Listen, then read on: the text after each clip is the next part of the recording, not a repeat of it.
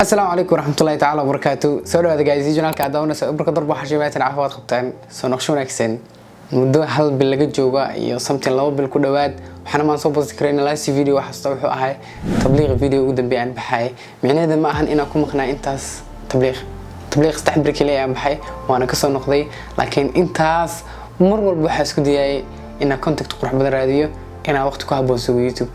markasta wax dib iidiga waxa isku dayaa markasto muuqaalka qurux badan la sugo aan dib isku dhigo laakiin hadda waxaan go'aansan insha Allah muuqaal walbo oo asdhihi karo waa awooda sameey inaan sameeyo insha Allah oo adinkan faa'iido noqon doono so aad u maasantiin commentigiina TikTok da noqotay Instagram da Snapchat da meel kasta inay iga soo frame gareysaan aan hadaan YouTube ka so insha Allah waxay noqon doontaa markaan consistency ma joogteynteeda waxay noqon doontaa mid sii socon doonta insha Allah so adigana muuqaalkan like gray aad u maasan tahay aan gudgalno muuqaalka maanta kulli muuqaalkan waan ku doonaan doonaa muuqaalada hore waxaan rajaynayaa insha Allah inaad ka wada doontaan wax badan aad ka faa'iido doontaan insha Allah so waxa dhacdo like adinka intiina badan Soomaali ahaan anaga aan aqbali karin ama qaabili karin dhacdooyin aniga xun way nagu dhacaan oo mar walba dhaxayeen way ka dhacaan laakiin dhacdo kala xanuun badan kala foon xun so cunugtan yarta u jeedin oo asleedahay way rafaasantahay wax xanuunsan tahay so cunugtan waxay sheegtay hooyada inay qabto cancer. This little girl has spent her entire life in and out of the hospital hooked up to tubes and monitors being told she was deathly ill. I love you, Mommy. Even waxay sameysay inay internetkeeda soo post gareysay ku soo post gareysay Facebook inay sameysay dhahdo waxa la rabaa in cunugteeda yar wax lagu aruuriyo so gabadha yar waxay noqonaysaa in loo aruuriyo lacag si daawo loo helo. Reed even created a Facebook page asking for donations with this moving tribute of little Addie's medical triumphs and setbacks. sidoo kale waxay qabtaa qalal sidoo kale waxay sheegtay in isheeda midig aysan waxba ka arkaynin. To everyone claiming her daughter suffered from leukemia, seizures, and was blind in her right eye. So markas waxay dhici jirtay in guriga uu ma jireen nurseska kadib aysan ka tagi jireen aysan investigation fara badan sameyn jireen laakiin maalin waxa dhacday in ay sameeyeen nurseska mid kamid ah inay baaritaan fiican sameeyso kadib ay ogaato cunugta yar inaysan meel la inay caafimaad qabto ee tahay waxaan oo dhan fake like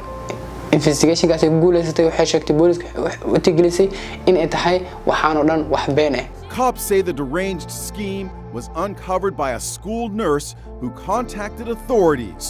I spoke to prosecutor Jordan Croucher. Thank goodness this poor child doesn't have cancer, but then that quickly pivots to a very in-depth and thorough investigation.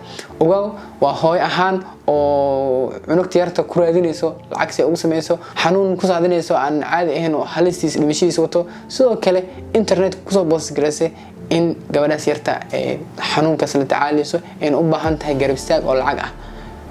ugu dambeyn markii la ogaaday baaritaankaas inay jiraan wax xanuun ay qabto cunugtaas yarta waxa dhacday in haweeneyda sida lagu qabto la geliyo dhacda qaybta ugu yaabka badan oo aniga laftirkeyga gadaal ah ku ogaaday waxay noqotay in hooyada saxda aysan ahayn qofka soo dhigayo boostigaas ama media u soo gudbiyay inay yaristaas xanuunsan tahay dhibaataysan tahay u soo gudbiyay. Here's where the story takes an even stranger turn. Pam Reed is not Addie's biological mother.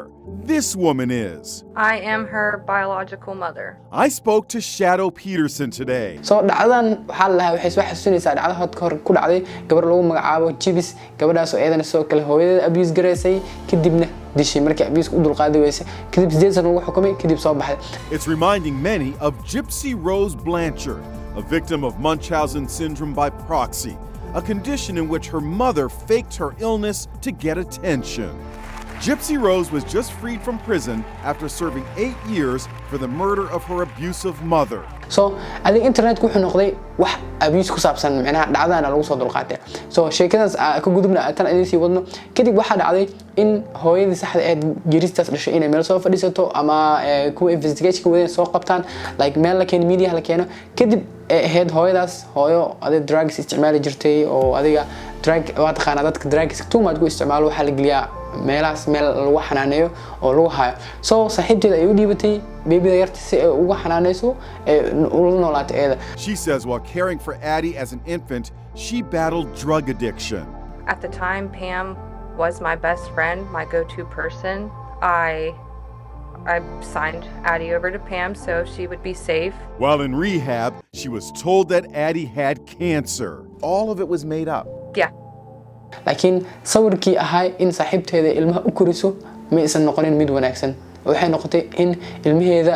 lacag ku raadiso oo waliba xanuun daran ku saadayso soo markii la wareystay la dhahay hay sidee u aragtaa in ay saaxiibtaas sameeyso jawaabta ay ka bixisay ma ahayn jawaab ay laftirkeeda ka farxad gelinayso ama su'aasha way farxad gelinayeen waxay leedahay ma aanan ka filayn hal maalin xitaa in ay saaxiibteedu wax sameey doonto ama dhibaato ku sameey doonto. What would you like to say to Pam today? Like, I trusted you to take care of my kid, come to find out you're the one making her sick. I just don't see how you could ever do this to somebody's kid. So sidii aan lagu xiray haweeneydii cunugta yarta lacagta ku raadinaysa soo adduunka waxa ka jiro xitaa waxyaabaha abuse markii la dhaho in gadaashooda ay imaadaan baaritaan la sameeyo anaga ahaan wadankeena waxa laga yaabaa dad badan oo dhibaataysan haddana aan la ogeyn haddana mar kasto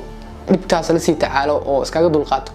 qofka waxa laga yaabaa dhibaataysan in uu qof walaalkiisa u tago oo dhaho dhibaatadaas aligu haya ama dhibaatadaas hayso inuu ka xishoonayo oo dhahayo ama waxba laay cidaada kugu saadeen ama magac cidaada wax u soo jiidaa tusaalahan waxa jiri karto in gabar la dhibaateeyo gabadhaasna qof aan ka fogeyn oo reerka ah la dhibaateeyo kadib la dhahayo saanan u qarino dhibaatada soo gaartay gabadhaas oo anigana ninkaas reerkiisa loo qariyo ama gabadhaas reerkeeda loo ceebeynin oo lihin gabadha ceebaa soo gaartay aqarino laakiin adduunka waxaas kama jirto wax kasta ahaa ama dhib kasta ha ku soo gaarto ama dhibaatada ugu foosxun